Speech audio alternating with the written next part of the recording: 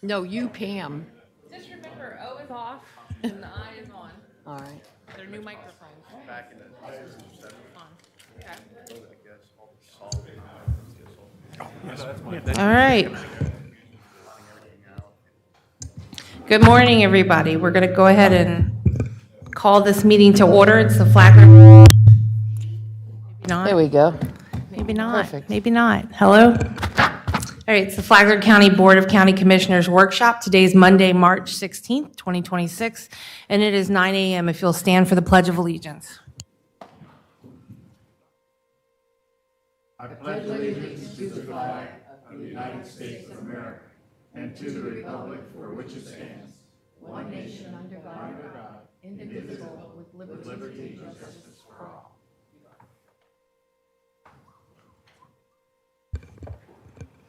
Now we're going to take a moment of silence to meditate, reflect, or pray for the men and women who are serving us here and abroad.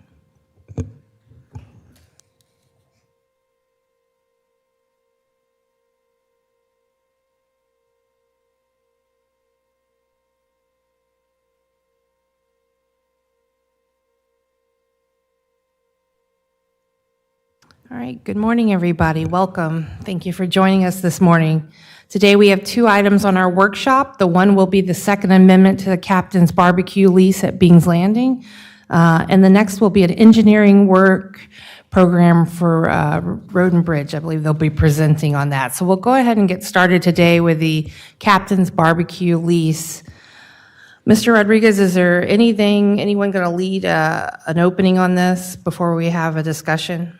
No, the draft Second Amendment was submitted for your review. I think the tenant is here to discuss some of the changes that were made. The review is submitted back to you guys with my comments on it, and this is a matter for you guys to discuss whether or not this is something you want to undertake. All right, thank you, sir. I believe this is it amends the lease term. We're extending it out by 5 years to expire in 2031. In that time, they would continue to occupy and operate at the original location while they build at the new location. Looks like they've submitted a design for us to review. It's a little bit under 5,000 square feet. I think it's roughly around 4,600 square feet that they'll be constructing on a stem wall behind the original location. They'll be diligently pursuing and permitting and construction of the new building. And I believe we put in here a notice and cure period should the county determine that Captain's is not diligently and in good faith pursuing those permitting and construction work. I guess I'll go ahead and, good morning, sir. How are you, Mr.? You want to state your name for the? Good morning, Chris Herrera, Captain's Barbecue. All right, Mr. Herrera with Captain's Barbecue. We'll go ahead and talk a little bit, and if anybody has any questions or comments, Mr. Herrera is here and he can answer them on behalf of Captain's. So I'll go ahead and open it up to our board if they have any questions or concerns about this agreement. Not at this time. Okay. Okay. So Is your microphone on? it is on. Okay, there's the volume. So I wasn't here during any of the lease, the original lease, the lawsuit, nothing. So just bear with me if you don't mind. Attorney Rodriguez, does the Second Amendment impact the settlement agreement or the First Amendment to the lease? No, I think it takes them into consideration. So there's no impact on those. Those are taken into consideration as part of this amendment. Okay. And on the time frame, the reason for the extension of the lease on the old building is to give enough time to build the new building. Is that correct? The extension of the current lease. That's my Which is understanding. what we're doing, is to allow for more time for building out. Because I think it should have already been built, or it should have been at least permitted at this point. That is my understanding. Okay. And 5 years is enough? Oh, yeah. Okay. Yeah, 5 years should be plenty. All right, great. And on the, I don't think it might be reflected in this lease, or even it should exist in this lease, but who's the responsible party for taking down the current captains once it's vacant? So we're going to build, it'll become vacant, and then we're going to tear it down, correct? Which one are you, The current building, Original. the original building is going to be demolished. Okay, Question mark. Deferred. Do you know the answer? I don't have that answer. All right, well, I know. spoke with Heidi. Okay. It's supposed to be demolished, and it's going to be turned into parking. So that's on the county. That's going to be on the county. So there will have to be some coordination of budgeting or money or something, because I doubt that we're going to want two buildings in this very close proximity to each other. And they need the parking at the new facility or the new building that is where the current building is sitting. So I would have to ask down the road soon, who's doing what with what? What's the plan? And how much money are we going to need to demolish that building and provide parking? Parking is just, it's not hard surface parking, it's, Sure. Yeah, it's part of the agreement that the lease is to allow the demolition and removal of the original location by the county. right. Yeah, So the county needs to budget, prepare, do whatever we have to do if we're moving forward with this. I just, again, I wasn't here, but it just looks like the concept of the building is different than it originally started out. But, you know, things get expensive as we move through the process. So it's, the design is different, correct? well, It is different, but it's not drastically different. Okay. A lot of changes I made is a lot of feedback we get from our clientele and people that live in the areas, myself as well. They love the current setup, the outdoor feel, the patio feel. And I think moving forward, after I vacate the premises, it'll be a good location for the county to be able to rent it out, whoever wants to have their functions there. So I'm just trying to make it more friendly for not just myself, but after, like I said, I vacate, for anybody who wants to rent out the space. Okay. All right, that's all I have right now. Thank you. You're welcome. thank you. Mr. Dance, anything at this time? Test, all right.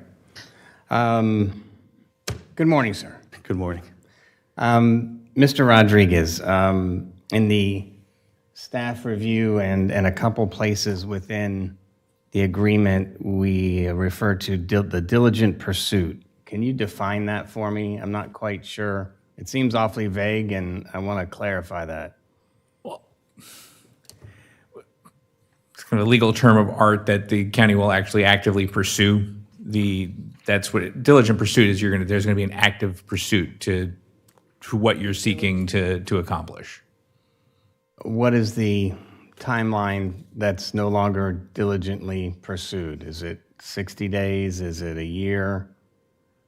That it's classically that it depends. It's going to be open to interpretation, but diligent is at least there is some effort. If there is evidence of it, that there is some evident appearance of abandonment of the pursuit, then then you're going to be inconsistent with the term diligent. But that there are efforts involved to pursue. That's the kind of the legal term of art of diligent pursuit. All right, I don't know that I'm completely comfortable Now, because if you want stricter timeline, to set it to a strict timeline, that is language that can be done, and we can then come up with a consensus as what will be a strict timeline. okay. And at the end of this 5-year extension, is there another extension, or is this it? This at the end of this 5 years? If there's going to be an additional extension, then there's going to have to be a further modification, a further amendment that's got to come back before you for approval. Okay. All right. That's it for now. If did you have a presentation or? No, I just Okay. brought the plans if you guys wanted to see them. They're in our backup. Other than that, no. They're in our backup. I think when we had our settlement agreement, we didn't have plans at the time for those I don't recall having plans. We didn't have these plans. No, did we have plans in our shade meeting? Well, though? We didn't really base our agreement. Yeah, I don't know that we based our settlement on the type of building or what would be there. I don't recall that in our shade, do you? I don't think so. So, yeah, I was actually, to Mr. Dance's point, I know it talks about a 60-day period for coming into compliance and then 90-day notice to terminate their thing if they're not moving, pursuing it in good faith, but there's really no term, there's no limits in what defines pursuing in good faith. So it doesn't say by 2027 they'll have permits pulled or anything like that. So I think the agreement here today is basically you will be pulling permits within the near future, or do you have an idea, a timeframe? If it was up to me, Yeah. I'd try to pull them today. I know. So- But unfortunately, I got to wait on the architects, new architect, new design, new everything. So I'm just, and actually, you know, what I like about this architect, he's moving it fairly quick. Okay. Have, This is BPR at Daytona Beach, Brian, Okay. BPF, BPR. Yeah. There is some language in the thing that says that you'll have 60 days from the receipt of such notice from us if we believe you're in default. But there's nothing that really states when they would be in default for permitting or construction. So I don't know if that's a concern for anybody, but that is one of the things that paragraph 5 and 6. 6 talks about, does give calendar day notice if they're in default, but 5 doesn't define what default is on diligently pursuing permitting. So that's the only thing that really kind of stuck out for me the most was what defines whether or not you're pursuing in good faith, those things. So I'll leave that if everybody else wants to say, you know, wants to put a timeline, or we just want to act within, you know. I think my only concern is, and I do believe you'll start sooner, but you know, is having to do another extension on the original for another 5 years if you aren't able to get up and going soon. So up to everybody else. But other than that, I didn't see anything, and I tried to remember back from when we had our settlement agreement meeting, and I don't remember putting a lot of contingencies other than they were building a building, and the building will be turned over to the county after you get your certificate of occupancy, correct? That is correct. Yeah, and then they will pay a lease plus insurance, I believe, and it's tied to the CPI, as I recall. Mm-hmm. Yeah, Sounds about right. that sounds right. So that's what I recall from that. So I don't have any questions or concerns, but if anybody else does, please. can I ask you, did you run these plans, because the county's going to end up owning this in the end?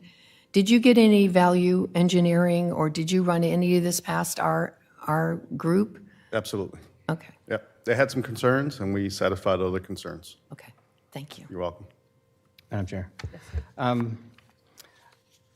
If, this might be for either the attorney or Adam, if this construction, just say worst case scenario, halfway through, the construction gets abandoned for whatever reason, is there a performance bond for this to complete construction?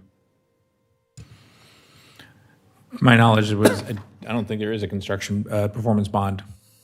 Is that needed? What's the opinion of our council?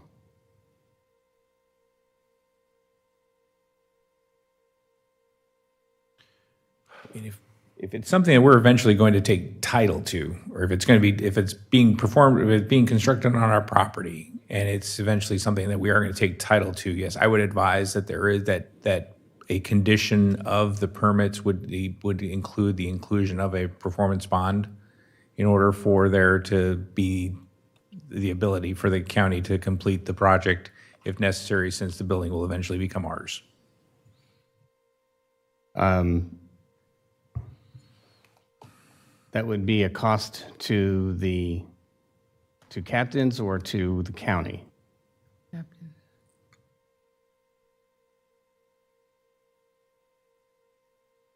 Trying to think, because this is different from a developer building something that is no, it would still be similar to the performance bond of a developer building a community where the roads are eventually going to be deeded over to the county. It would be the cost would be borne by the constructor as a guarantee that they're going to complete their performance.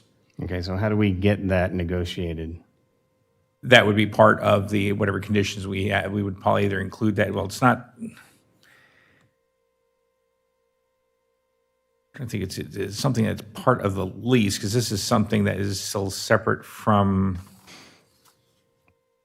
All right, we don't need to bog down. We'll but have to that bog would it down, be- but I can see where we could include this as part of the agreement because I don't know if this is something that would be logically part of a lease agreement or is this a separate part of agreement or as a condition for permitting. Right. There is a section in the lease, if I'm looking at the correct document, that talks about defaults, and then it does provide for repossession. And so in the immediate section that follows that part, talks about remedies in the event of a default, and you can have repossession by lesser, damages that we can recover, and then other remedies and enforcement is how it's listed in the lease. Right, that appears to be after the fact. All of those are so after the fact. I'm more concerned with construction. And I don't know, that's, for the rest of the crew to, Since we're not making the final today, right, this will Right. come in front of our board. I don't have an issue with looking into a performance bond because it is our land. And if we get stuck, we don't anticipate that. But it is gotta cover yourself. yeah. If Absolutely. it would be in our best interest to probably look at it for a performance bond. So I have no issue with that if we want to go ahead and look at making that a condition of this when it comes back. And they can work that out. yeah, I just don't want to get stuck with a half-built And building. that should be the habit for every time. Yeah, absolutely. Agreed. That's a fail-safe situation, and I appreciate that, Andy. Thank you for bringing that up.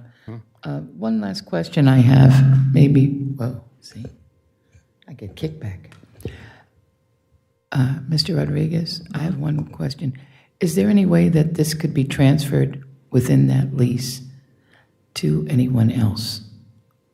Let's say somebody said, I don't want to do this anymore. What happens at that point? No, at this point, I'd have to take a Did quick we look just at the absorb it original. Well, then? no, I had to take a look at the original lease, whether there's abilities to there's a transfer, and whether such a transfer has to be done at the consent of the county, because that would be in the terms in the original lease. Okay. That's just another side thought.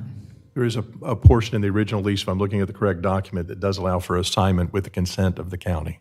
Okay. It says with the consent So of it the could be lessor. assigned to someone else in the event that there was an issue. Okay. I want to say the other restaurant leases are set up that way, and it has to come back in front of the board should they want to assign it Would to assume someone so, else for liability and so renegotiation. forth, yeah.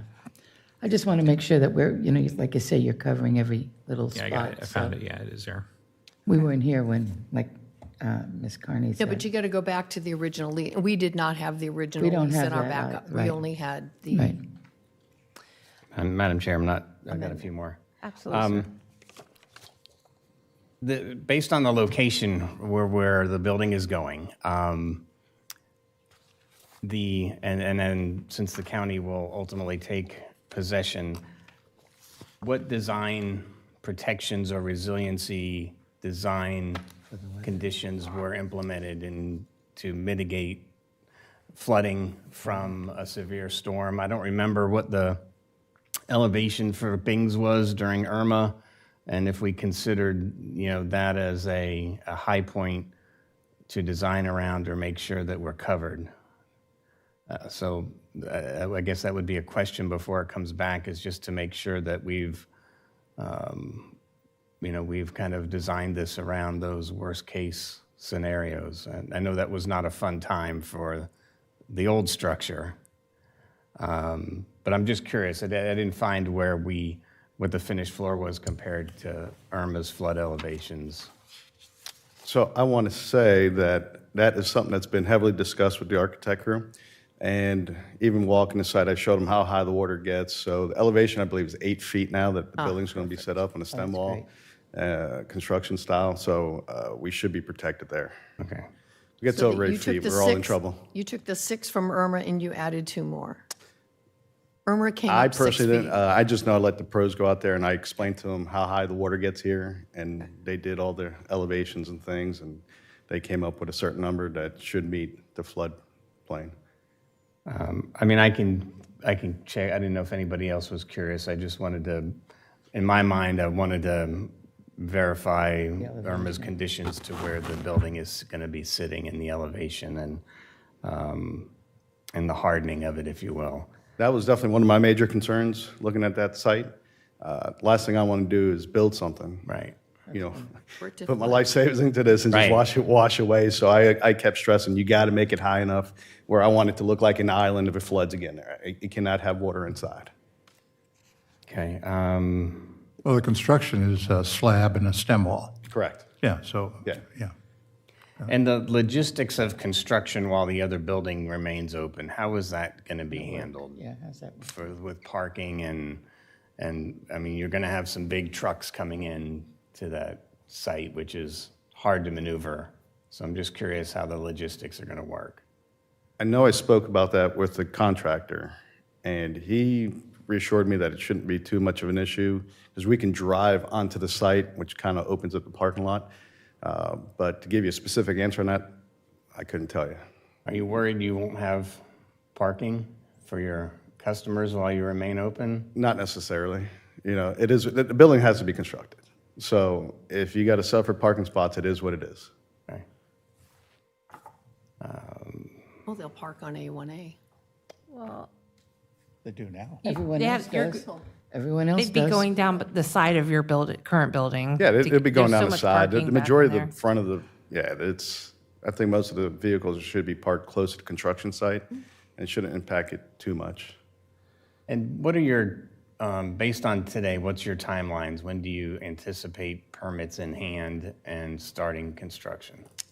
Architect's 65% of the way through. He's telling me about another month and a half to go to permitting. And I've been pushing him. I'd love to break ground by September. Okay. How far, what's the build out? How long is it going to take? I would say within 2 years or less. Okay.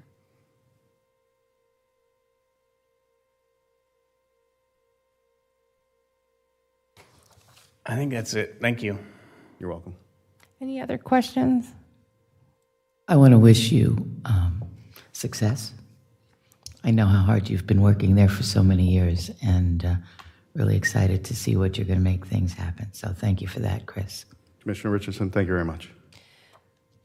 So if I am understanding correctly, we're in consensus for a performance bond for the construction phase? Yes. Does that sound correct, everybody? Okay.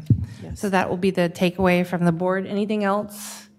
Any other takeaways? Can we get periodic updates Updates?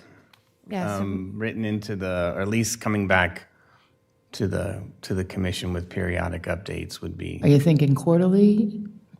and I don't want to make it too Semi-annual? burdensome. Maybe milestones, right? 6 months? Oh, We know when you've applied for permitting. Yeah. Yeah, milestones, updates.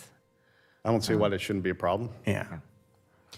We'll have that as a takeaway for planning, and that we get milestone updates when they've applied for permitting, et cetera. Yes, ma'am. So that we can just stay on top of it, because I'm sure a lot of people will be asking questions as you push to construction, I so. get them every day. Yeah. When's the new place? It's Right. it's coming. People get excited. Oh, yeah. So we're going to go with a performance bond request. If nothing else, I'll hold off on public comment until the end, if that's okay with everybody. I think we're good. Sure. All right. Thank you, sir. Okay, thank you, guys. Thank you, Mr. Chris. All right. Next up, we're going for our engineering work program road and bridge presentation. Mr. Zion.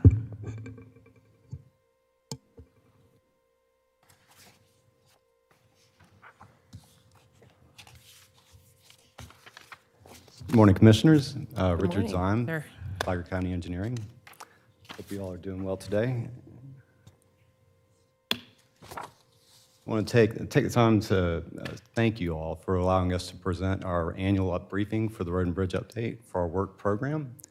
We're going to focus on the projects that we have completed this past year in 2025. We'd like to brief you guys on what we're working on currently, and then what's coming up in the 5-year work program that's already been funded or programmed for funding. Wanted to discuss a topic with you all that probably hasn't been presented in the past, which focuses on our evaluation, the way that we approach our work program prioritization, and just go through a few of the criteria and metrics that we use so that we can develop the work programs and develop that prioritization.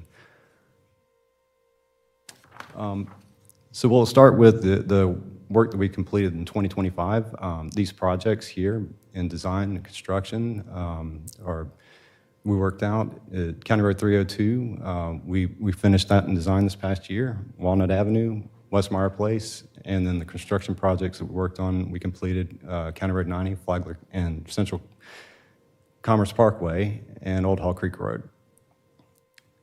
So starting out with County Road 90, we completed this project in 2 phases, with the total mileage being 3.1 miles. The construction was completed in the first quarter of 2025.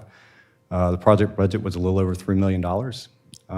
We had some challenges related to permitting and funding, but we worked with the department who helped us get this project from start to finish, and came out really successfully. I drive that every week, and it's beautiful. It's very nice. I appreciate it. Yeah. The other project here that we completed this past year, we did on behalf of the city of Bunnell. It's a Flagler Central Commerce Parkway. It's a mouthful, just Commerce Parkway, but it primarily consisted of 1.5 miles of new construction of roadway so that we could build a connector road from US 1 to State Road 100. And we resurfaced the existing portion of it, the remaining 0.2 miles. The project budget for the roadway portion was, we had a little close to $11 million that was outlined for it, but we were able to work with our contractors and bid the project out. We completed this project on time and under budget, so it worked out really well, and we're very pleased with the result. Moving on to Old Hall Creek Road, this was a roadway project we paved this past year also. Close to 5 miles of roadway where we built out new pavement sections, and we resurfaced an existing portion within the city of Bunnell limits. The total project budget was $7 million, and we brought this project in a little bit ahead of schedule, and we had to work with the department to come up with a little bit of supplemental funding so that we could get everything built. But they were good partners with us, and we were able to overcome a few challenging conditions out there that popped up during construction. Our contractor worked with us really closely and well so that we could resolve those issues, and we brought that one in as well. And it's a beautiful road through a pretty part of the county. Design projects, we completed the design for Canal Avenue, getting this a dirt to pave project that is located in the northern part of Daytona North. The project budget was a little over $300,000, and right now this project is set in our work program that's being prioritized for construction funding. Walnut Avenue, similarly, it's a dirt to pave project in Daytona North. It's one of the primary connector roads that are out there. This project, cost $250,000. It was grant funded, and we had a few issues with environmental permitting, but the project was able to be completed this past year, and this is also going to be put into our program for construction funding at a later date. Westmeyer Place paving project is a short little road on the coastal area. We had a project budget, $50,000 for design for dirt to pave, and to resolve a few drainage issues on this area. We had some challenges that focused around primarily easement acquisition and the design for the construction of a new outfall for stormwater in the Intracoastal Waterway, which is not an easy thing to accomplish. But we got this project across the finish line last year, and it's also being prioritized in our work program for construction funding at a later date. Did you, and when you did that, that road floods all the time? So part of this design is to ameliorate that? Some of the flooding we can control. So we did institute storm sewer elements and gutters so that we could capture water from the roadway. Good. And that was the reason why we approached the concept of getting a new outfall so that we could direct the water and get it out as fast as possible. With as low lying as some of those properties are on the end during storm surge and heavy events, we can't control that. But we did look at this through that lens in stormwater and try to help those folks out. Yeah, thank you, Richard. No problem. Moving into 2026, the projects we have that are currently in design and upcoming for construction are active projects that are funded. County Road 205, widening and resurfacing. This is a project that's desperately in need of getting rebuilt. The roadway pavement conditions out there are really in poor shape. Right now, we are in the process of completing our design and pass off with well, not the design, but the process of completing our point with the DOT so that they can hand off and give us permission so that we can advertise the project. We have a design in hand. The project is permitted. We have a few more things to work out with them, and we can get this thing underway, but we're prepared to get it on the street. Sure. It says 2 miles to end limit. Is that Espanola? It's not, doesn't go all the way to Espanola because this project was originally designed to incorporate all those limits. We only had enough construction funding to build the first half of it up in that area. So we built that northern portion. 100 going north, you're going to... This one is going to be the 100 going north about 2 miles. Do you know what that big pit is on 205 that they're digging? It's a sand mine. Is that what it is? I think so. It's huge. It is. Yeah. It's a huge hole in the ground. Yeah, they send a lot of their construction traffic down this roadway. So. Yeah. Okay, thanks. Yeah, no problem. County Road 304, also coming up. This project is programmed for funding. We are currently in the process of working out an agreement with the department so that we can carry this through to the next steps and get it advertised and on the street. It should be coming up soon. We're having some promising discussions with them, so we're ready to get it rocking and rolling. Jungle Hut Road, this is a design project for the resurfacing of that roadway. Right now, we are in the stages of developing the final design and going through the acceptance project with the department. Sure. Does that include the sidewalk in this project? No, it's just primarily the roadway, the pavement, and some minor roadside drainage grading, and then the correction of some of the park entrance features at the end toward the beach. Yeah. Okay, thanks. Yeah, no problem. And we should have this one closed out pretty soon so that we can put it also into our work program for upcoming construction funding. Although, and we'll touch on this in a minute, but the department's indicated that they're probably going to fund this project. So they've got some tentative programming for construction, and that's dependent on whether or not it makes it through the states past their final budget this year. That's FDOT? It is. FDOT funding? Yes.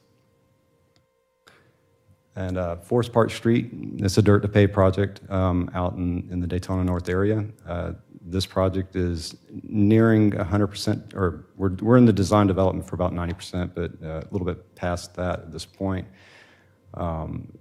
Having no real design issues. There's a couple of challenges that we're trying to figure out in terms of making the design fit within the right-of-way limits and some of the other drainage features out there. But our design consultant's done a really good job of pulling together something that's going to be functional for everyone. We should have this one closed out in the next few months. With that, looking a little bit forward ahead into our DOT's 5-year work program, these are projects where we do have funding that's either tentatively programmed or programmed for funding that's upcoming for our budget that's set aside in their work program. And we'll go over those real quick. So Roberts Road is, we've got some program, if it passes the budget in the July session, we will have that one ready to go for fiscal year 2028. It's an upcoming project.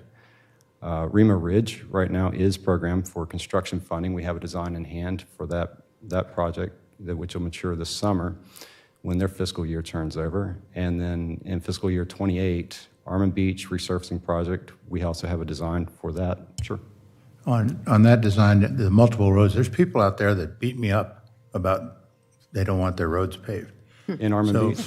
yeah, in Armand Beach. So at some point, can you show me which roads are Absolutely. included in that so I can be ready when they ask me? Yeah. Well, some of them, I mean, it's a resurfacing. So this project is to repave the roads that are already, Just the ones that are already paved? Right. Okay, because some of them don't even have names. You know, some of those roads don't even have names on them, so. yeah. But I'll Okay. share with you our design. Yeah. But right now, the plan is to resurface the Yeah, road. okay, that's good. That's good. It's a good answer, thank you. I like that one,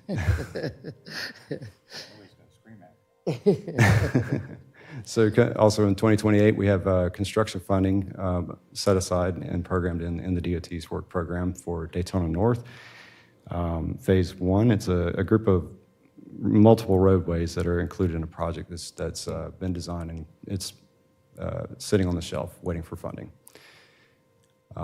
As I mentioned earlier, Jungle Hut Road, we tentatively have funding. It's programmed, or tentatively programmed to enter to the work program for resurfacing for construction, and that's pending budget approval this summer.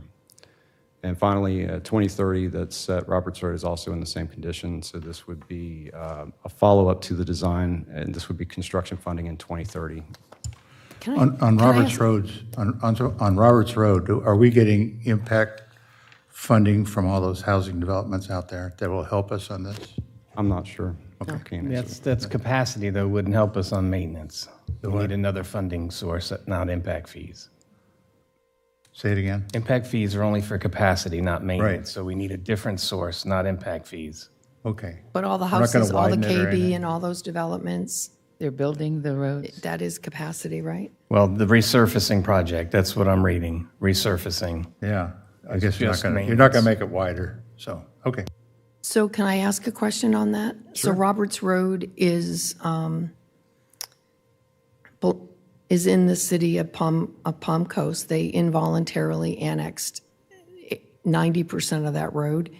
Flagler Beach has the other side, except for the old Boston Whaler, and our park, Wadsworth Park, is on the corner.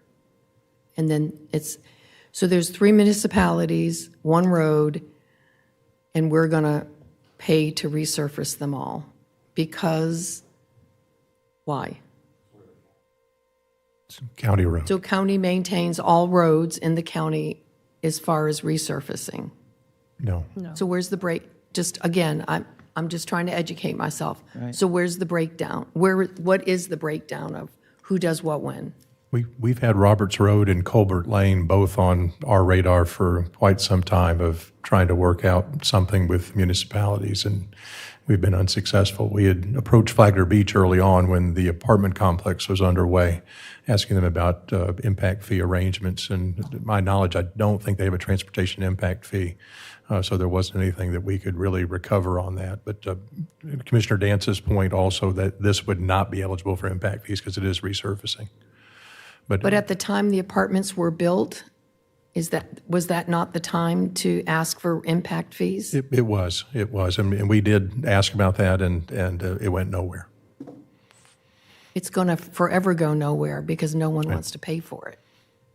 Okay.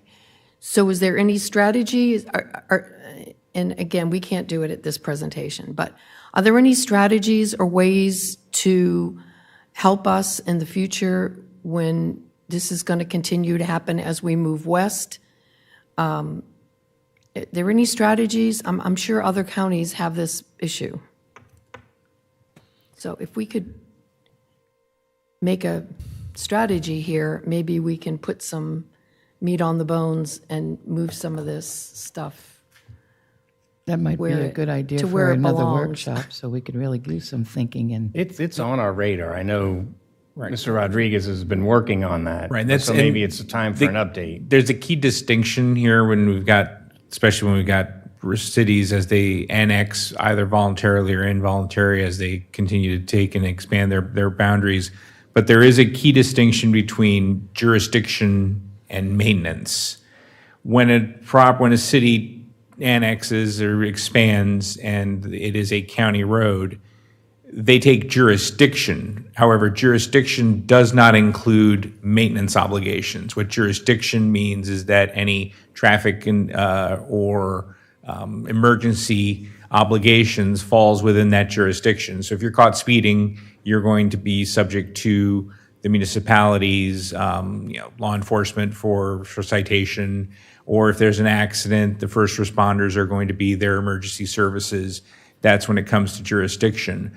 However, in the terms of maintenance, that still comes as to who is the responsible party for maintaining the road. And if those become county roads, then we begin to then discuss whether we enter into agreements with the jurisdictions as to, for example, in other jurisdictions in Volusia, those ISBAs call for, as cities annex, if 50% of the properties within that road have annexed into the city, then the maintenance obligation entitled to that road go to the city, and that becomes their obligation. One of the other methods you can do is by interlocal agreement with the city, you can then transfer the maintenance obligation, and basically you transfer title to the road from the county to the city. Most of the times when title in that essence is transferred, the cities look for that the condition of the road meets their standards. If the city standards are different from the county standards, that's usually the tripping point when you have two jurisdictions discussing a transfer of roads. But those are two of the methods that you can have in transferring the maintenance obligations. And then if we want to seek financial contribution, that's something we can look at within our comprehensive plan, whether we identify those county roads, that we can identify them as thoroughfare or whatever designation we give them. And then we create a mechanism that there are impact fees for county roads, for thoroughfare roads that are to be paid for all developments, whether they be in unincorporated or incorporated. And then those developers have to enter into agreements with the county for those roads. We used to enter into those agreements all the time in Volusia County for county thoroughfare roads, impact fees to maintain them, because those developments that are within the jurisdictions and within the boundaries of the municipalities are impacting the county's roads, and therefore the county is seeking contribution for those impacts. So those are options that you can weigh. Thank Can I you. ask a simple question? I've heard all different kinds of numbers, so maybe you can give me some clarity and Okay. for the public. When you're doing a road with asphalt or filling it in, whatever, how much is it per mile? What's the cost per mile? That's. I've had all different kinds of numbers, and Sure. just to capture in my mind the validity of what we're doing. Can you give me an idea? Yeah, no problem. So depending on the magnitude, like all the scope that we want to include in a project, the cost per miles can range generally from about $750,000 up to $2 million. And it depends on what elements you want to bring in. So if we're talking about looking at just the pavement, and we're going to mill and resurface the pavement, we can do that really cheaply. But if we do the milling and resurfacing of the pavement, and then we add a little bit of grading on the side of the road, and we start doing drainage improvements, those cost per mile measures go up, right? Okay, depending on the project. Then you're saying depending on the project is going to be It is. depending on the cost. It is, but since our roadways are all in different states and different conditions, they require their own kind of unique design.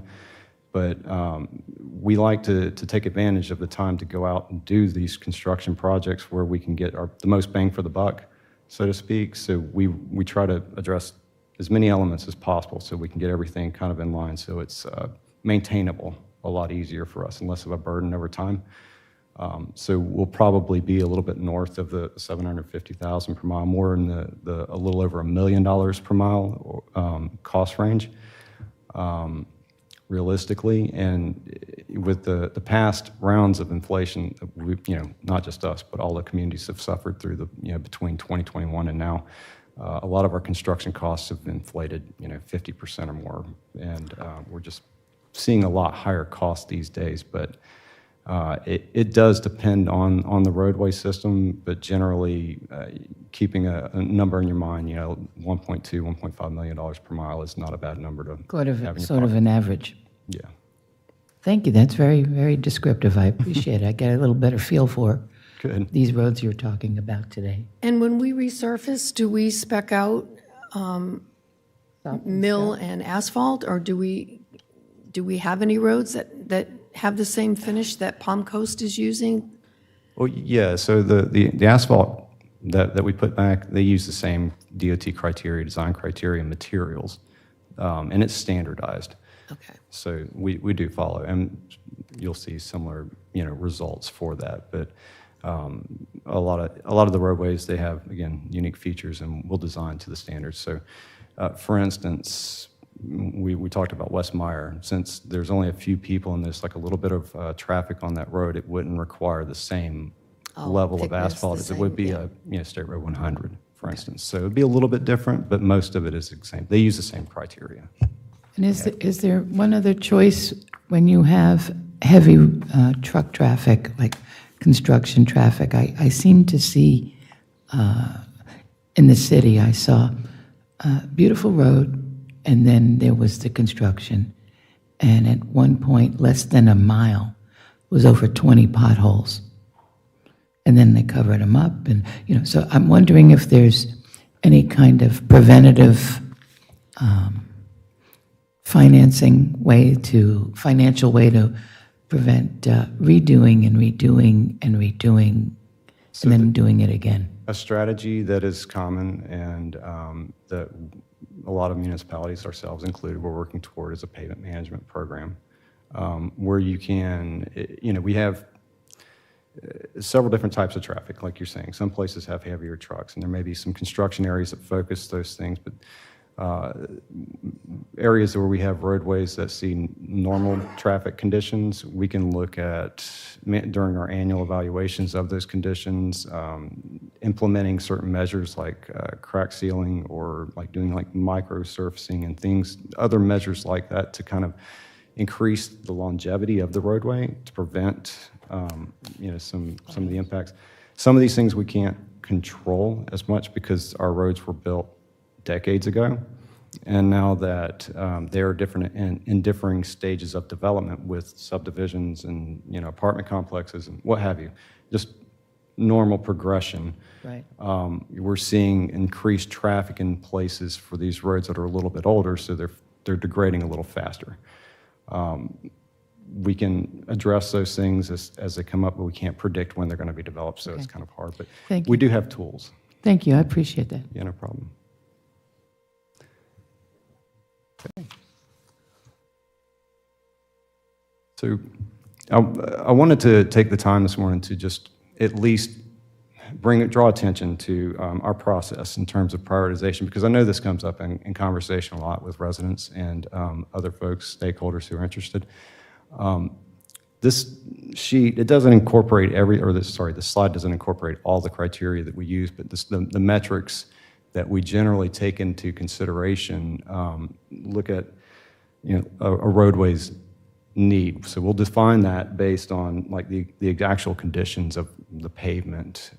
If it's a pavement's degrading, like County Road 205, it's got a really bad PCI. It's rutting, or if a dirt road, the overall conditions has specific areas that have issues, or if it's the whole dirt road that has issues. We take that into consideration in terms of need. If it's a maintenance burden, our response to specific locations, we're going to grade those roads in terms of higher need, just because it is burdensome for us. as well as the residents. And we don't want to continually have to go after and throw good money after bad over time. So we try to prioritize these needs based on some of these descriptions we have here, and it's not limited to just this. We also have our guys that are performing their evaluations, and we look at whether or not the roads flood often or frequently, if there are any erosional features, and they're unique conditions across the county. So we take these evaluations very seriously. We want to make sure that we're getting it right so that we can provide the best service, or at least the best recommendation to you all for our prioritization each year. Safety, I think we all have a really good idea of what that looks like in terms of transportation, movements, areas that have like high crash histories, or places that we've identified with roadside conditions that are unsafe. We have drop-off conditions or stop conditions, maybe speed conditions in the area, or we have maybe higher development along corridors like in the north coastal portion of the county where we have pedestrian facilities and where we didn't used to have a lot of mixing between pedestrians and vehicles. We do now. All those things change a little bit over time, and we have to monitor them so that we can keep things current for this consideration and prioritization. Other criteria we use are environmental considerations. In dirt roads, they come with their own ecological challenges, particularly in Flagler County, since we have a lot of low-lying wetland areas. We have impaired water bodies, and receiving sediment over time that washes off the roads goes in. It has the ability or potential to damage some of those sensitive areas on roadside conditions, so that we look at these features as well as historical and archaeological impacts or preservation. We're fortunate to have roadway facilities and old historical developments that we've protected that are located throughout the county, like Old Brick Road, and then areas along in Bings Landing and Bulow Creek.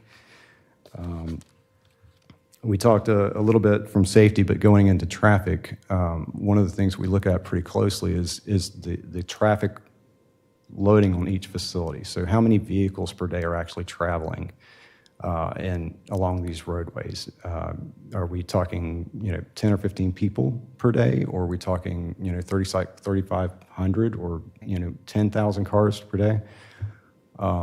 That level of traffic, it creates its own issues and attention that we need to pay attention to in terms, because it kind of plays into some of these other features, and as well as far as like impacting the conditions of the roadway facilities, safety conditions. Traffic plays a role in all this. So the less traffic, obviously, the fewer impacts generally we have for these things. So the higher the traffic loading is for a roadway, generally the higher grade we give it for need. We look at cost, using a cost per mile model. We have a rough idea of what it would look like to address each of the roadways that we've evaluated in the county. That comes into play as well. If we look at that in terms of the amount of use, along with how much it would cost us out, and do a cost-benefit analysis to see where that need lies. And it's like, how often is this roadway being used, and by how much it costs to build this out and address the issues that we're trying to fix, and see if it makes sense. So we've got a grading scale that we use for that, and we assign numerical values for each one of these items, and we just do the math and essentially work out our prioritizations based on that. Finally, the last couple is the readiness. We've got projects that have been sitting on the shelf for a while. 205 is a good example. So we've had plans designed, approved, sitting on the shelf since 2016 by the department, that we're just waiting for construction funding, because it's not cheap to build these projects. We just haven't had the money to do it. So we've finally got programmed help from them so that we can take this thing out and build the rest of that out. So we built the amount that we could afford, which was the first phase in that area. And the projects that we completed this past year, like West Meyer Place and Canal Avenue, since they are in design, they make them good candidates for us to be able to pursue grant funding for construction. So we grade them accordingly. We have them ready. We don't want them to sit on the shelf for too long, let the permits expire. We want to try and find the funds to build them so that we can get them off the list and move on to the other priorities. And finally, equity is, this was a little bit of a fuzzy one, but we look at these facilities in terms of public use, and we look at them. So if we have like a main collector road or some sort of arterial road that's allowing for the entire county to benefit from continued commerce, or maybe there's a benefit for emergency evacuation, or just looking at it in terms of who has really free use of the facility. So is this road that we're evaluating side by side with, like a local road where it's just acting as a driveway versus support of the whole community? We take those items into consideration in terms of equity for this purpose for prioritization. We want to take care of all of our roads, and we want to pave all of our dirt roads because there's a long-term benefit for us to do so in terms of lowering our maintenance costs and increasing safety for the community. But since we're talking about budgeting and limited amount of funding for these projects, we try to build them out in a way. Sure. Several years ago, we established a baseline for all the county roads, and we paid somebody to come in and do that. Is that still valid, or are you still working off of that? So I've got that list, and it was recently provided to me a little while back. But this is a similar approach, and I can't tell you where, based from that list was. I think it was from 2006 or 7. No. No. It was during my term. Oh. So it's within the last 9 years. Were you talking about the pavement evaluation, our consultant? Yeah, we paid a consultant, and he had a very nice yes. display, and came in and briefed the whole thing, and every road in the county received a grade. Yes. And it was very thorough and very well done.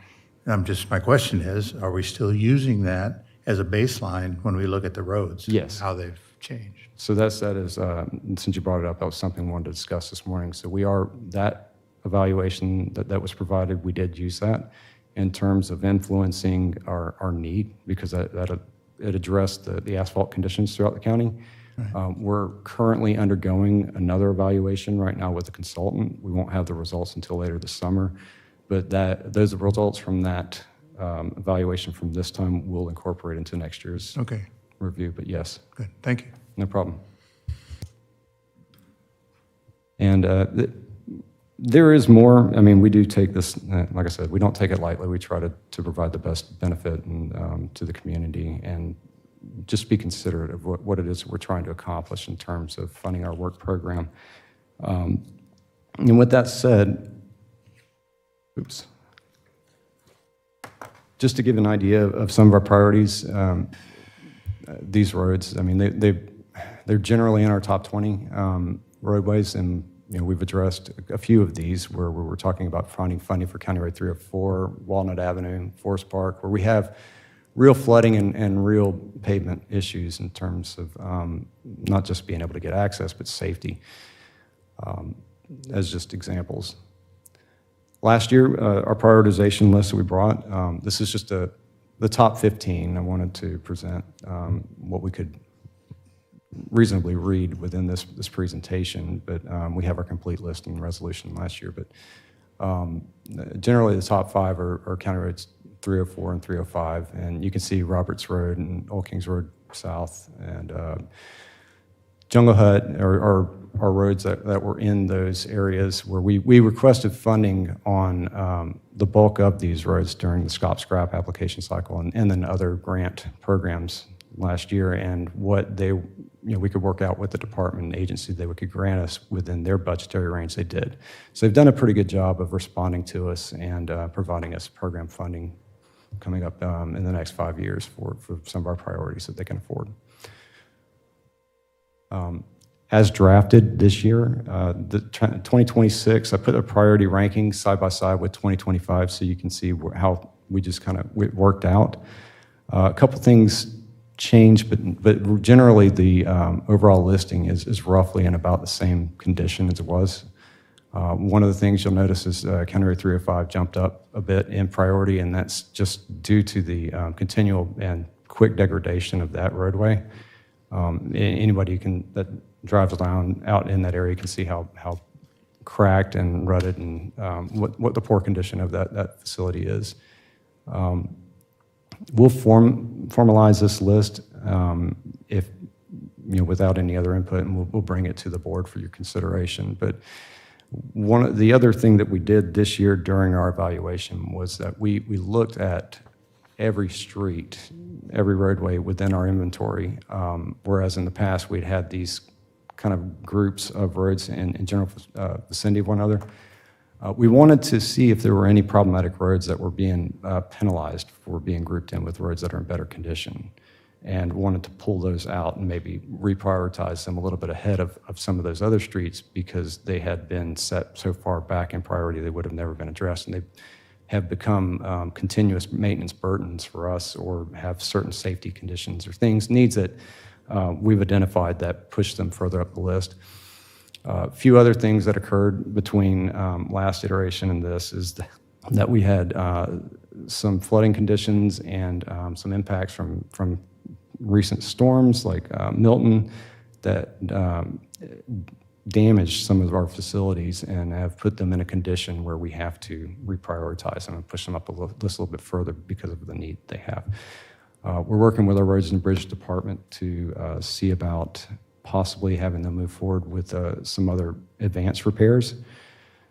Maybe we can work something out where we can get these roads into the condition where we can set the priority a little bit lower, but we think that we should call attention to them now because they're in such a condition that they need to be addressed. So as I mentioned earlier, Jungle Hut and First Avenue, First Avenue Project Phase 2, that one, we have that underway. And that's more of a drainage project than anything. So it really didn't fall into our roadway prioritization, but we do have that one out to go. But Roberts Road and Jungle Hut, since they were identified by the department as a potential to be programmed this year, just pending budget approval, we wanted to mention that and list them out and just show them here where they are in the ranking priority, just so that we can communicate to folks that we are following our process and working down our prioritization list per plan. So the next steps, I mentioned it briefly earlier, is that we'll finalize our prioritization work program, and we'll bring it to the board for approval at a following regular meeting in the near future. Thank you, Mr. Zion. Any questions for Mr. Zion? Comments? Yes, sir. I have a few. This was probably more of a planning exercise, but wanted to bring it up since we're talking roads. With Veranda Bay and Summertown, there was discussions of making John Anderson Highway a constrained road. I think it's more of a planning issue, isn't it, than road and bridge, because it involves amending the comp plan. And yes, sir. And also, what we've done in the past is we've had a resolution approved by the board identifying it as a constrained roadway. So you'd have those two run in tandem. You identify it as likely as physically constrained because of the narrow right-of-way, and then the two-lane portion that it feeds into in Volusia County, and then you'd follow that up with a designation in the comp plan as constrained. Right, the historic designation and yes, sir. The trees, all that, the canopy. So I guess we've never discussed it for consensus up here, but wanted to at least bring it forward as just part of the discussion that we had with Veranda Bay. And really, it does affect the level of service to a degree, but it would mean that John Anderson Highway would never be expanded. It would not go to 4 lanes. So bringing that forward to see if the board wanted to have planning move forward with working on that. Yes. Or at least bring it back. Yes, so it would be to ensure that it's not 4 lanes in the future. Right, because that was, so many times it was brought up that... That's a huge concern for landowners down there that live on 5-acre larger parcels, is that they would have to give up even more of their driveway for 4 laning. So we've had that here before, so I do know that a lot of the residents support that. And it connects directly to Old Dixie, which is already constrained, so through Walter Boardman, Volusia County has already done that on the south end. Yes, I would give my consensus. Okay. Anyone else verbally? I just want to, I agree with it. Let me just say that as the density there, in residential density improves to a larger amount, there may come a time when there will be how do I put it? A safety issue. Not just safety, but stressing the road as well as the residents as they enter or exit to head back into wherever they're traveling. Besides guests, what do we call it? Tourists, people that are looking around the community. It's going to add to that. So putting it as a finite refusal to ever change sounds great today. Will it fit that description 5 or 10 years from now? And that's just my only concern, that we do have to take that into consideration. Right. In my mind. I mean, there's some planning that has to go through with that. I mean, our staff would be able to come back and put the data in front of us to maybe look make at that. Yeah, right. Okay. Would you like Make me to something come? so finite. we're not looking to It's not designate for it today, infinity and beyond. Okay. but staff would need to do some analysis and bring it Okay. back to us. Thank you. We can bring it back at a workshop, or if you'd Right. rather have it at a regular meeting, we can do either one. Be a workshop. Workshop, sounds good. Yes, sir. Thank you. It's just a look at it at this point. I'm just looking at, yeah. I'm just thinking of 20 years from now, when some of us are not sitting here or even around. With growth comes, we're watching it all over, so I just don't want to tie our hands before we even get started. Thank you. Other questions, Mr. Dance, comments? Down in Corona, there's a road called Bayberry Village. And it is doesn't have a county right-of-way, but it is a road that the residents utilize. Adam's smiling already. There's a utility pole that is, it's kind of acting like the Straits of Hormuz right now. It is right in the, and there's pictures that, Carlos, did you get the pictures? The first email had no attachment, but I did get this one in the second email. All right, this one doesn't show it as well, but the utility pole is right in the middle of the picture, and you can see that property owners are doing work on the edges of the road and are constraining access. I don't know if it's if it is limiting fire emergency access at this point, but the residents that are beyond the utility pole are asking if there's a way for the county to move that pole so that the road is not constrained or doesn't act as a tight point. And then they've also asked, there's not many residents on there, but is this an area where we do, if they want to pave the road, we do a special assessment just for the properties that abut that road? And how would we go about doing that? Would we need all the residents' approval? Is it 100%? What road is it? I'm sorry. It's Bayberry Village. It's in Corona, kind of opposite the church, the big church that's there. I've gotten several phone calls. So I would think that we would have to either have a process that we So need to. I wanted to bring this I know, to your right. attention today because I don't know if this falls under road and bridge. If it's within a county right-of-way and we have right-of-way to move it, we can do a request with FPL, if that is an FPL utility, and see if they'll relocate it. Right. There are things we There's no can do. road right of way, right? We don't have a right of way down there. It's not even a road. Yeah, no, So sir. that's a private driveway, so Right. we tend not to work on private roadways. If it becomes a life safety, how do we get involved if it's a life safety issue that emergency vehicles can't get back there? We can communicate that to FPL. Okay. And see if we can work something out with them. Okay. All right. Was there an incident there before, Andy, that brought this up? The residents that live past it are raising the question that it has become too narrow for bigger trucks to traverse. So I just wanted to bring it forward on their behalf and see if there was When a you're saying the solution safety, there. I didn't know if there was an issue that had occurred that was of Multiple concern. issues, yeah. Multiples? Yeah. It becomes, it Andy, becomes they're less not, complicated. they're not suggesting that we take over the road, are they?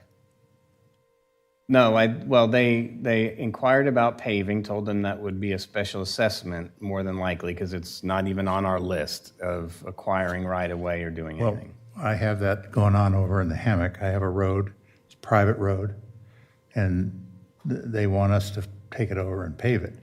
To do it, we went through the legal stuff. We had to have 100% of the property owners. Okay. Because each property over there owns Right. their part of the road. Right. So you had to have everybody, and they can't get it. You know, Okay. they just can't get it. They get about 70% buy-in, and that's it. So that's fallen off the table, but that's what you have to go through if we're going to take it over. I will let them know. Let's see. But Adam, we've looked at this driveway before, and you've given a very thorough explanation on why it can't be done. And it basically boils down to, it's their property, it's not ours. We don't even have rights to it. So I don't know why maybe the residents could call FP&L themselves and get something done with it, with maybe some help. I don't know, but we don't maintain it. We don't have anything to do with that. It's a private driveway, basically. The problem is it connects the back of the L section? No, S section. So this road drives you through into Palm Coast, and people have picked up on it. So, yeah, I know. I don't think there's a connection to Palm No, Coast. I think if Oh, you you're take a probably left, need a thinking of the listed slow one that's there. drive in County Road. But the only issue where I'm bringing it up to county is that there's I made the point there's no county right-of-way, but right.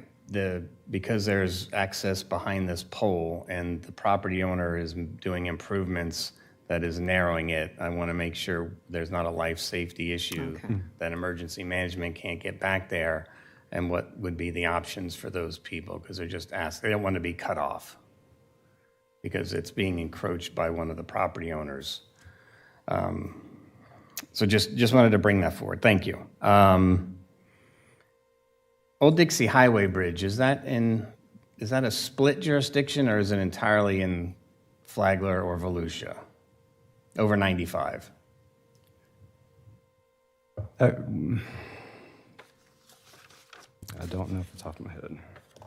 Only reason I ask is we have on the list the Old Kings Road North Bridge over 95, and this is another bridge that is built in the, when the I-95 was originally constructed, and it has safety, concerns with it, especially as the increased traffic from Halifax Plantation and other developments. So putting it on the radar, the same as I think Old Kings Road North, where it's kind of the same type of bridge.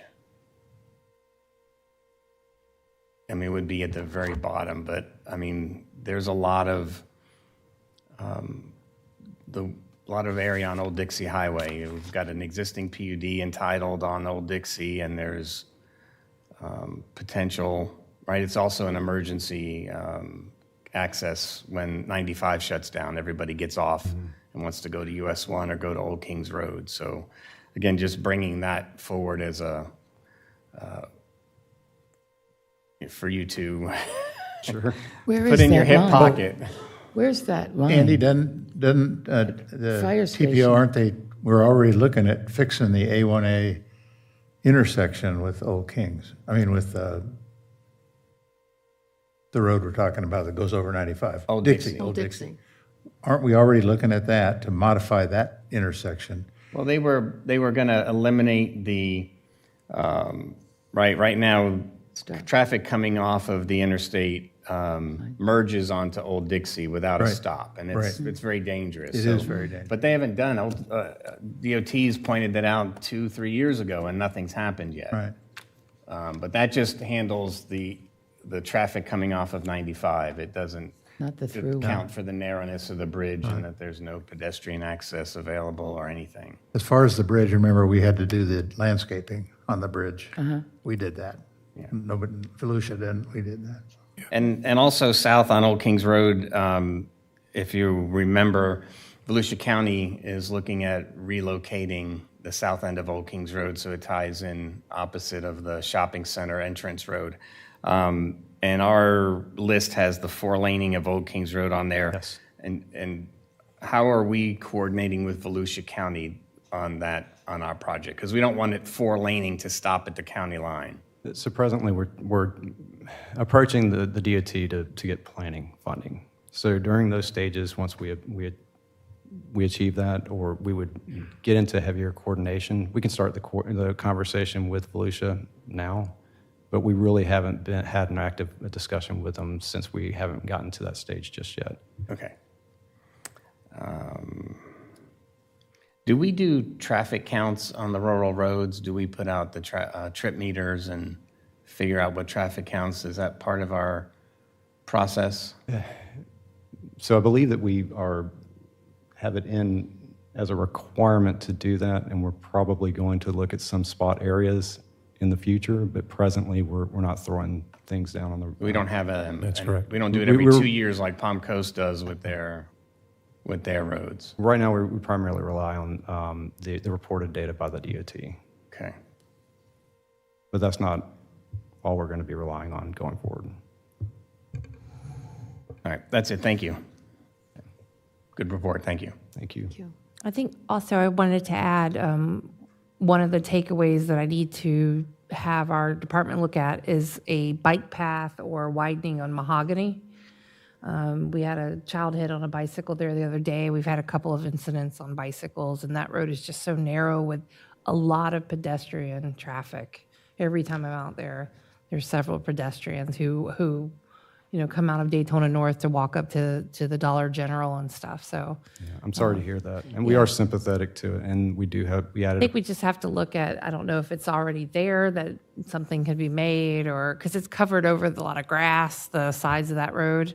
Yeah. I don't know if there's anything we can do there, but We added a project last year to install a feature specific to that, right through that area, Mahogany, coming through the entire area of Daytona North, and to, not just to do those safety improvements, but also provide people the access to the entire region, because there are some nice facilities that are out there, and we want to provide those. yeah, that's I've had a lot of feedback from people about that. Thank you. So that's something to think of. So I guess the big takeaway here is obviously funding. We need to really take into account how far Road and Bridge is behind in terms of projects. And so when we're setting millage or having discussions about alternative funding this year, we have to think about that, because it's getting more and more expensive to pave. It is. We're We're I trying to- shudder to think what it would have cost in 2016 to do 205 versus now, Yeah. had it gotten done on time. And we're no longer eligible for scrap and scop. We're eligible for scrap and scop. Bill. The criteria that we lost eligibility was our Rural Economic Development Initiative, which essentially removed our right to get a waiver for the local match. Okay. So now we have to bring a certain match percentage, depending on which grant, to the table. Right. And since we joined the TPO, anything that comes through that's affiliated, we have a minimum 10% match for that. And then some of our other grants are 25% or more, depending on which ones we go after. Yeah, okay, thank you. Not a problem. All right, thank you, sir. Thank you. Appreciate it. I appreciate y'all's time. Before Great we go out, presentation. Thank you. before we go out to public comment, are there any other items for the board to discuss in the workshop today? Yes, I asked Carlos to bring to you today the video for the Vial of Life. I know several of you are getting ready to do your town hall meetings. Commissioner Pennington's already put this project on her agenda. So I wanted you to see the video. I wanted to offer you, we have the collateral ready, we have the packets ready. I've been working with the community paramedics, and both of them have been very accessible and would like to come out into the community as you have your town hall meetings. Absolutely. So are you ready to roll, Carlos? And I gave you one of the collaterals at the DS. Do you have a stack of those? Yes, we do. We have thousands, yeah. Great. Because I do a weekly. Okay. I mean, a monthly. All right. Excuse me, every month I do it out there, so. Okay, I need Karen 'em. Karen in Communications has the case of those.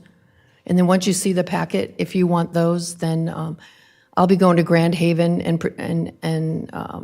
bringing with me packets. We're not giving the packets out to everyone because they're costly, so we're giving them away to order them if they want them. But yes, Commissioner Hanson, we do have that. And I'll be doing May, and it's already Perfect, thank you. looking forward to sharing that great information. Thank you. Great. Hi, I'm Kim Carney, Flagler County Board of County Commissioners, District 3. I'm here today with county paramedics.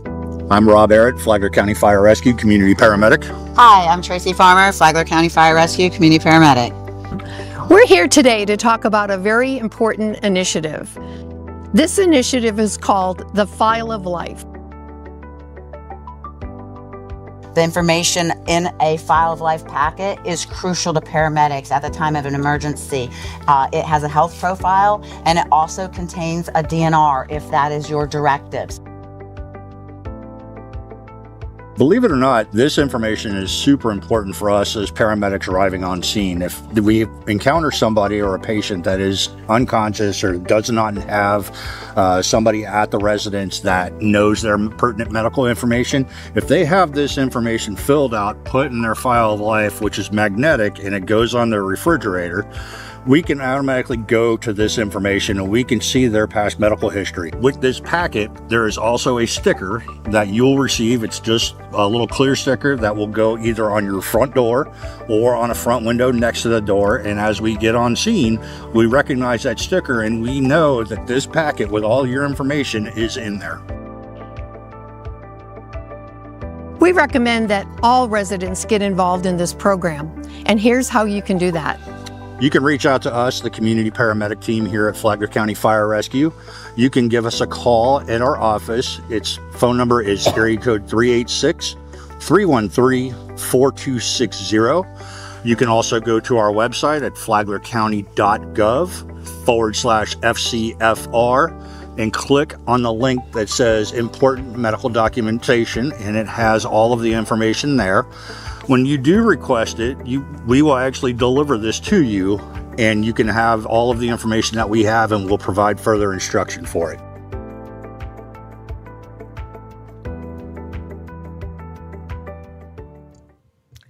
So I've asked Carlos to do this at the end of the regular meeting and as well. So hopefully we'll get contacted.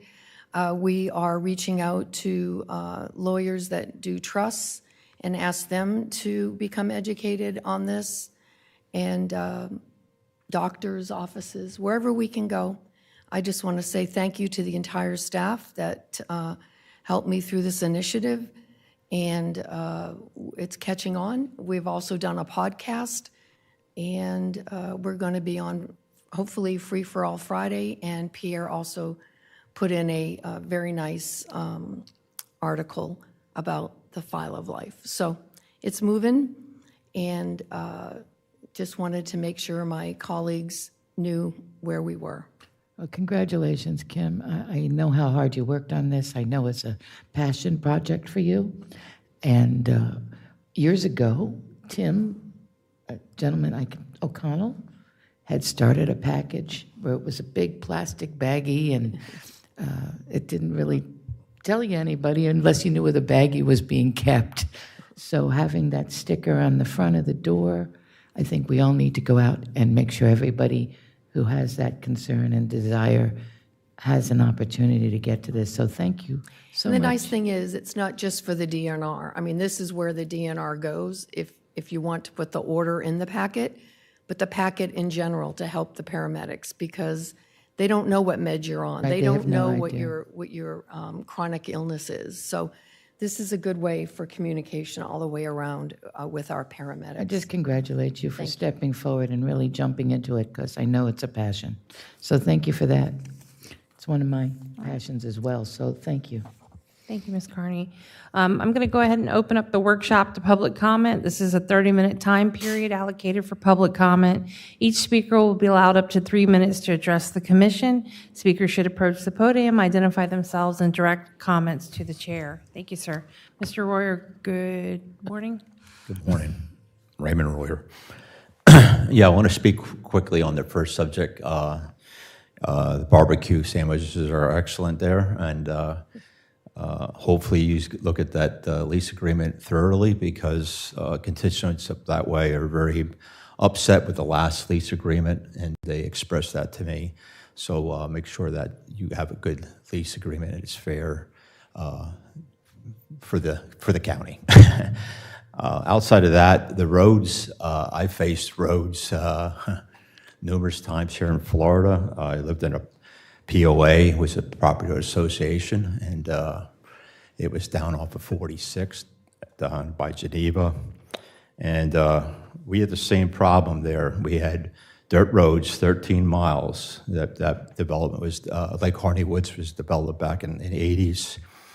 And the way I moved forward, and I would recommend that Pennington try to bring this engineer tomorrow night for your meeting, because I think your constituents would be pleased to hear from an engineer for roads.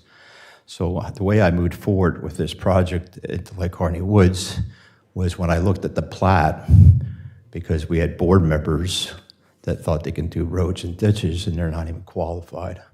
So I looked up the plat, and I seen John Baccar, which was our Sylvan engineer back in the 80s. He was still living at 84 years old and still practicing in Cocoa Beach. So I went down there and talked to him. Now, I paid out of my own pocket $500 to bring him to a POA meeting. Well, that was the day after 3 years getting nails in my driveway and trying to get people trying to push me out of there because they didn't want the roads paved. John changed the winds in the sail for us. We moved forward, and it was a successful movement. And we were able to get 5 miles of the main roads of the 13 miles paved coming into the gate. And this neighborhood was, when I went to my first meeting, I asked an old timer, what's the sheriff doing here? And he said, these meetings go to fisticuffs. So I understand some of your areas are pretty rowdy out there. Yeah, I think when you have somebody that's going to do standard roads, I'm facing it right now where I'm at right now in Painters Hill section. You know, I live in a community, we're divided. We paved those roads in 2017 with road fines. It started falling apart after 3 years because they didn't do it right. And I'm trying to do it by FDOT standards. So we're divided. So thank you and take care. Thank you, sir.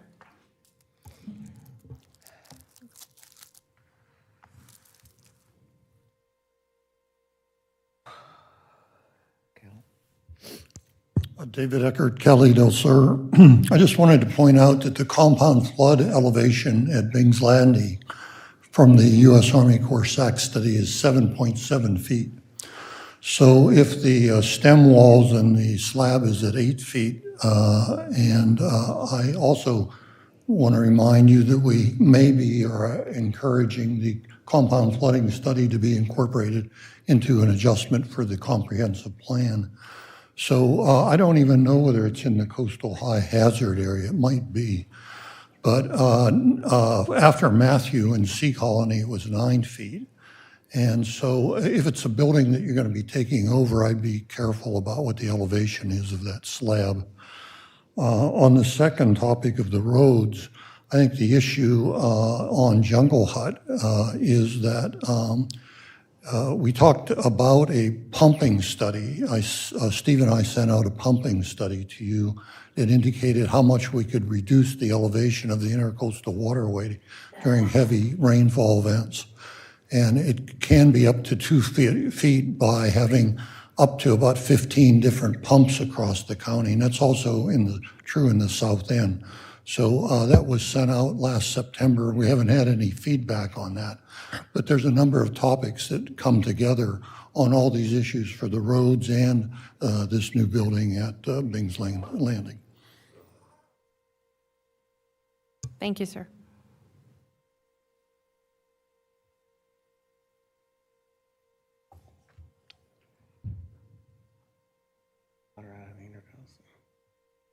I'm Steve Davis. I live in Painters Hill.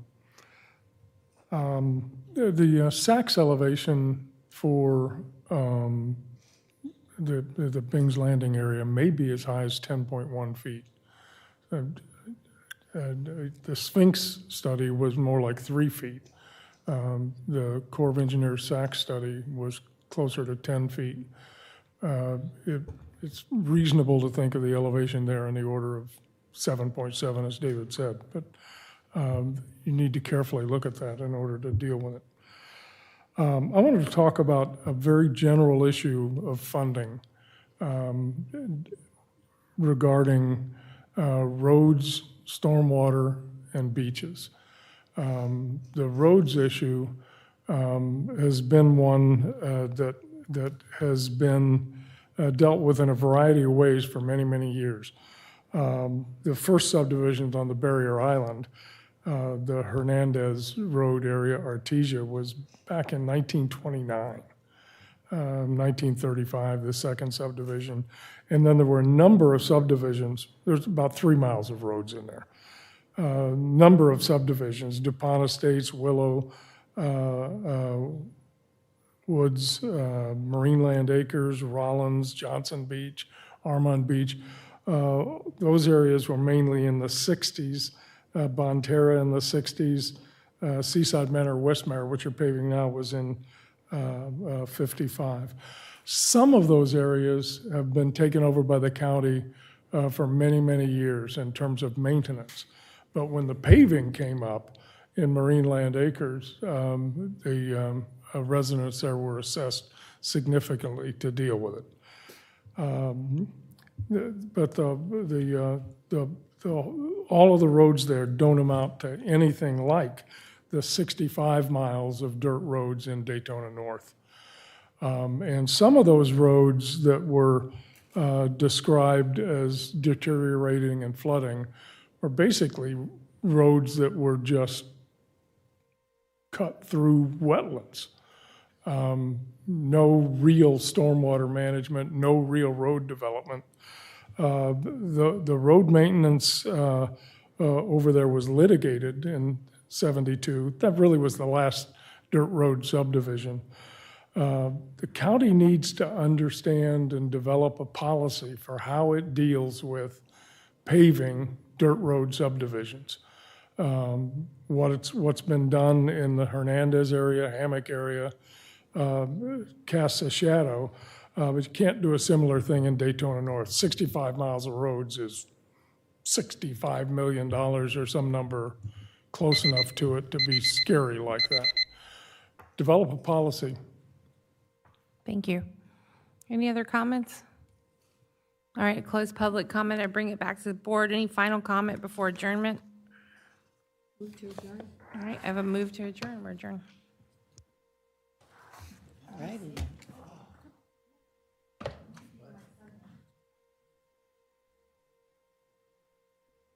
I might need this for your mom.